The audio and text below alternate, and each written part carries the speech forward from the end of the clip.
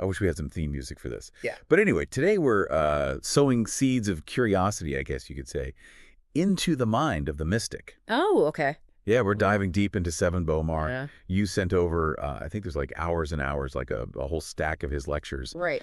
And I got to say, this guy has really got me questioning like everything I thought I knew. Yeah, he has a very unique way of looking at things. He weaves together all this ancient wisdom, Right. and then he brings in symbolism and even like modern pop culture to kind of suggest that maybe, just maybe, reality is being like manipulated on this like grand scale. It's definitely complex stuff. That's why we're here. We're going to break it down, help you see the connections. Yeah, for sure. So one of the first things that really jumped out at me was Bomar's emphasis on the power of language. Right. Like he calls words spells and argues that they like shape our reality. So what's your take on that? I mean, is there something to this idea that words hold, like this deeper power?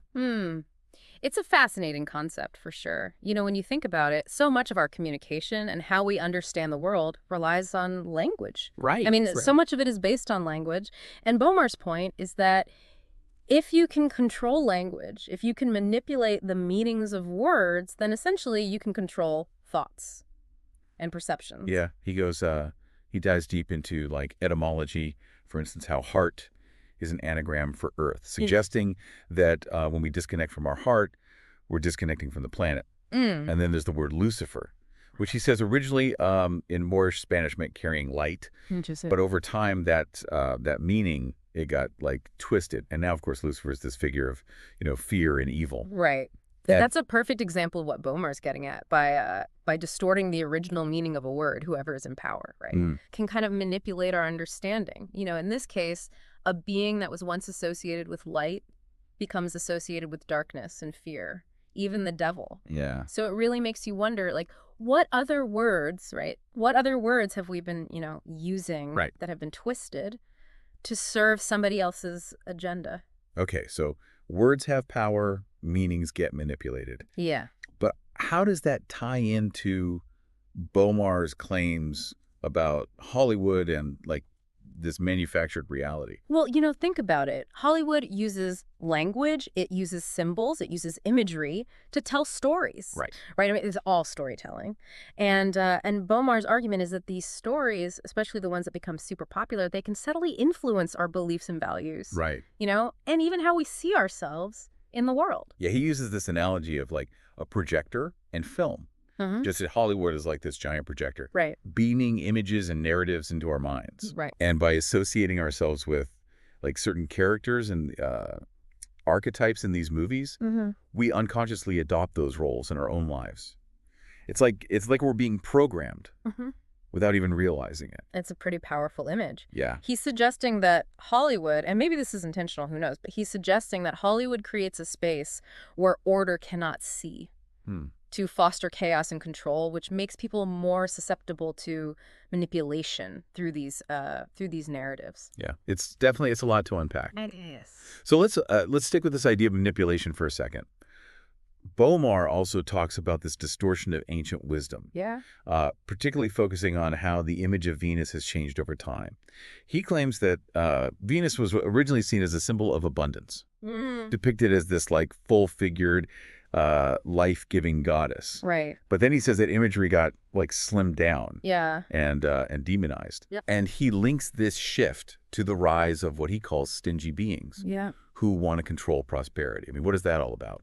It's a bold claim, no doubt. Yeah. But he's suggesting that by changing how we perceive Venus, right? Yeah. By making us associate her with restriction rather than abundance, Right. Those in power can control our relationship with prosperity itself. It's like they're saying, don't embrace abundance, embrace scarcity, be fearful, not joyful. Yeah. Yeah. And then he connects this to Saturn, who's often portrayed as this like menacing old satyr figure. He argues that Saturn too has been twisted into something like sinister. Right. Right. Reinforcing this narrative of fear and control. Think about it. Venus, the planet of love, beauty, and abundance, gets demonized. And then Saturn, who's often associated with limitations and discipline, gets turned into a boogeyman. So Bomar's point is that these powerful archetypes, which held like deep meaning for ancient cultures have been intentionally distorted in our present-day reality to serve somebody else's agenda, you know? It's definitely a thought-provoking perspective. It really makes you wonder, right? Like, are we living in this like manipulated reality where even our understanding of ancient wisdom has been like twisted? That's the question Bomar wants us to ask. You Mm. know, he's not saying like he has all the answers, but he's encouraging us to look at the world with a critical eye and to question, the narratives that we've been given and ultimately to think for ourselves. Right. Okay, so we've got words being manipulated, ancient wisdom being distorted, and Hollywood potentially programming our minds. Mm-hmm. Well, where do we go from here? Well, in the next part of our deep dive, we're going to explore how Bomar suggests we can actually break free from these systems of control Hmm. and reclaim our power. Okay. Yeah. It's not all doom and gloom. There's a lot of hope and empowerment in his message, too. I can't wait to get into that. But for now, we'll leave you with this. Pay attention to the words you use, the stories that you consume, and the symbols you encounter. You might be surprised at what you discover. Picking up where we left off, Bomar takes this idea of manipulation even further when he talks about this Moorish empire. Yeah. And this is where things get, I think, really intriguing. Yeah, I was wondering about that. Mhm. He mentions this empire, and he connects it to the real Lucifer, Right. who he claims was not like this evil figure that we've been led to believe. It's a lot to take in. Right. Can you break that down for us a little bit? Absolutely.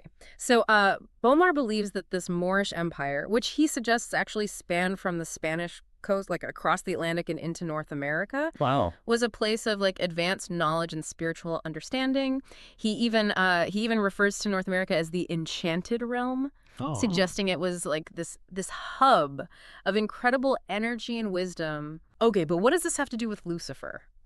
I'm still trying to wrap my head around that connection. Right. So Bomar links the word Moor to the Spanish word for love, amor. Okay. And he believes that the Moors were keepers of this like ancient wisdom, particularly connected to Venus, the planet of, love and abundance.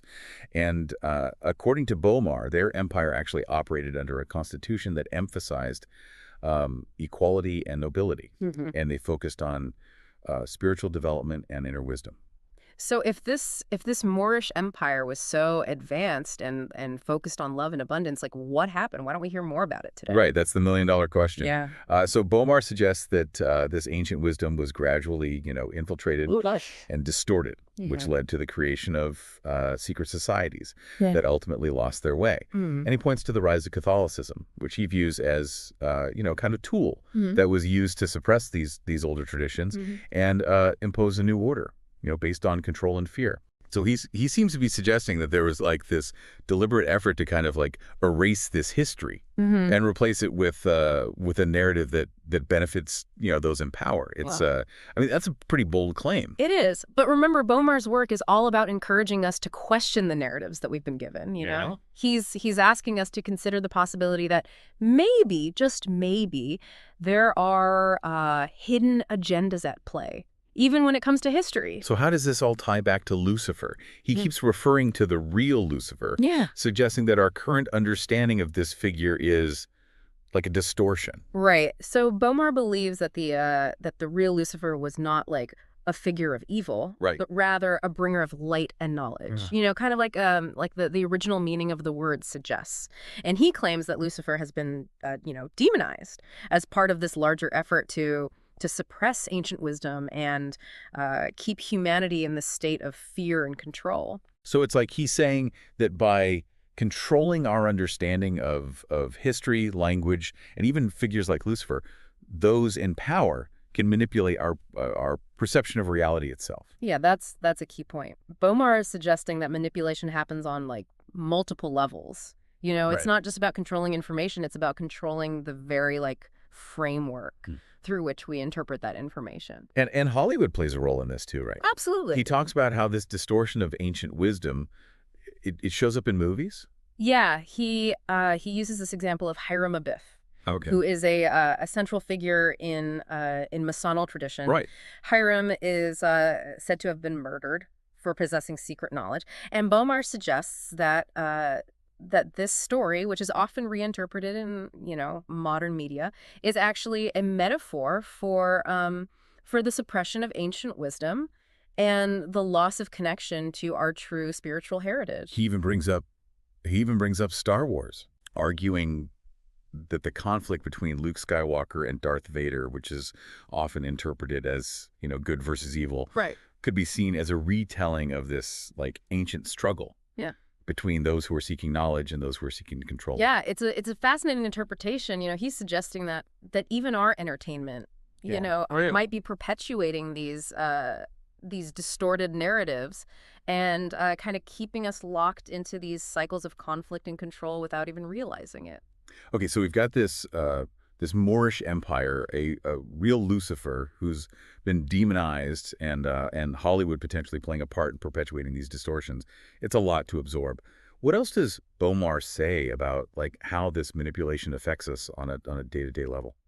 Well, one of the things he talks about is the manipulation of time.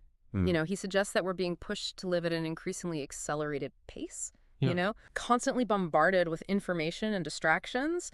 And this, he argues, keeps us from connecting with our inner wisdom and our true purpose. It's like we're stuck on this like hamster wheel, running and running, but never really getting anywhere. Right. I could definitely relate to that feeling. Yeah, and Bomar believes this acceleration of time is another form of control, by keeping us distracted and overwhelmed. Those in power can prevent us from slowing down and reflecting and questioning the world around us. It's about keeping us from tapping into that deeper level of consciousness where we can realize our true potential. It's almost like they want to prevent us from asking those bigger questions, the ones that might lead us to challenge the status quo. Exactly. And interestingly, he links this back to the distortion of Venus, the planet of abundance. Bomar argues that by embracing this mindset of scarcity and urgency, we become more susceptible to manipulation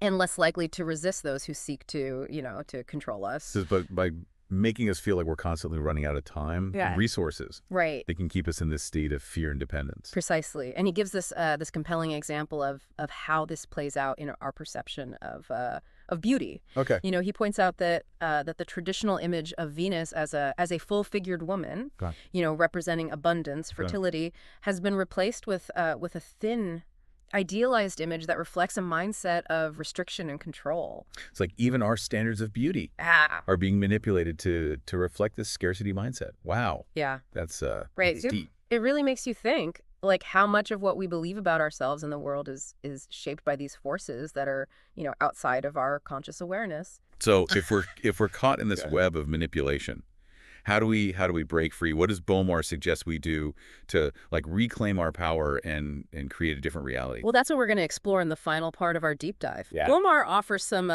really hopeful and empowering solutions, and we'll unpack those next. Okay, so we spent the last two parts of this deep dive exploring Bomar's ideas about like the manipulation of reality, words, symbols, history, even Hollywood. I mean, it's a lot to process, but I'm really curious.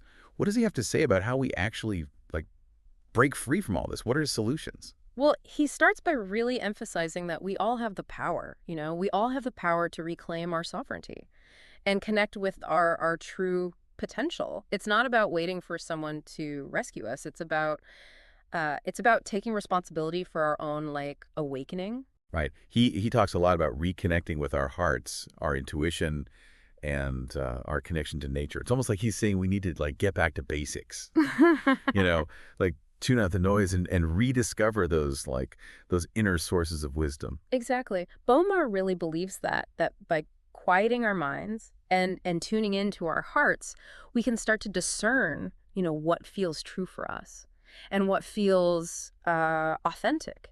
It's about trusting that inner voice, even when it goes against, the dominant narrative. He also emphasizes the importance of understanding like the true power of language and symbolism. Like if we can learn to decode the messages that are like hidden within words and symbols, then we can start to like see through the illusions. Yeah. And reclaim our own narratives. Right. Think of it like learning a secret code. Yeah. Once you understand the key, you can You can decipher the message, and Bomar's work gives us like the tools to start decoding, the language and symbols that surround us every day, and it really empowers us to become more conscious consumers of information. So it's not about rejecting language or symbols altogether, but Yeah. like becoming more aware of how they can be used to manipulate us. It's Yeah. about reclaiming their power for ourselves. Precisely. And he even goes a step further. He talks about our uniqueness, those qualities that make each of us different. And he argues that society often tries to like suppress our unique gifts. But it's in those very gifts that our true power actually lies. So it's about embracing what makes us different, even if it goes against the grain.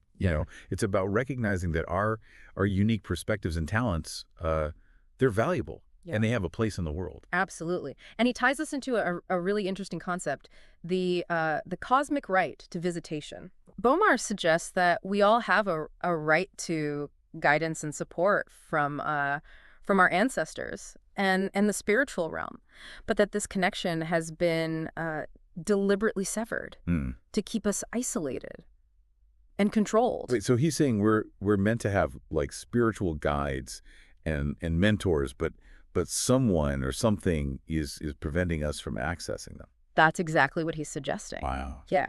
He believes that by remembering who we truly are and actively seeking guidance from those who have come before us, we can reclaim this connection and tap into a source of wisdom and support that goes way beyond the limitations of the material world. That's a pretty mind-blowing concept. It is. So if we put it all together, Bomar's message seems to be about reclaiming our power on multiple levels. Right. Through our connection to our hearts, our understanding of language and symbols, our embrace of our unique gifts, and even our connection to the spiritual realm.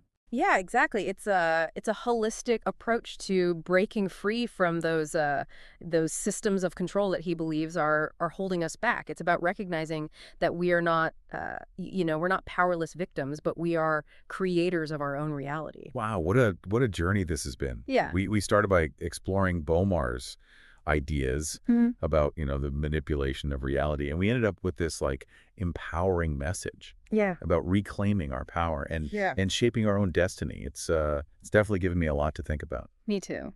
And that's the beauty of the deep dive. It's about exploring these thought-provoking ideas, questioning our assumptions, and expanding our understanding of the world and ourselves. So as we wrap up this deep dive, we encourage you to keep questioning, keep exploring, and keep discovering the infinite possibilities that lie within you. And remember, the power to shape your reality ultimately lies within you. Thanks for joining us on the deep dive.